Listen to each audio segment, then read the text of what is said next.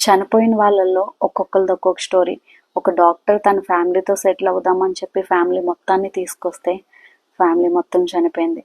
Gujarat ex CM ఆయన lucky number ప్రతిదీ తన కార్ మీద 1206 అండ్ తన సీట్ నెంబర్ 1206. ఆయన చనిపోయిన రోజు కూడా 1206. అండ్ ఇంకో తన వైఫ్ ఆస్తికలు కలుపుదామని చెప్పి ఆయన వచ్చారు, ఆయన చనిపోయారు. బ్రిటిష్ ట్రావెలర్ ఆయన కూడా లాగ్స్ తీసుకోవడానికి అని వచ్చారు, ఆయన కూడా. ఇలా ఒక్కొక్కరిది ఒక్కొక్క స్టోరీ కదా. అండ్ మనం ముఖ్యంగా మాట్లాడుకోవాల్సింది పైలట్ గురించి. వెనకాల ఉన్న పాసింజర్స్కి అసలు ఏమవుతుందో కూడా తెలియదు.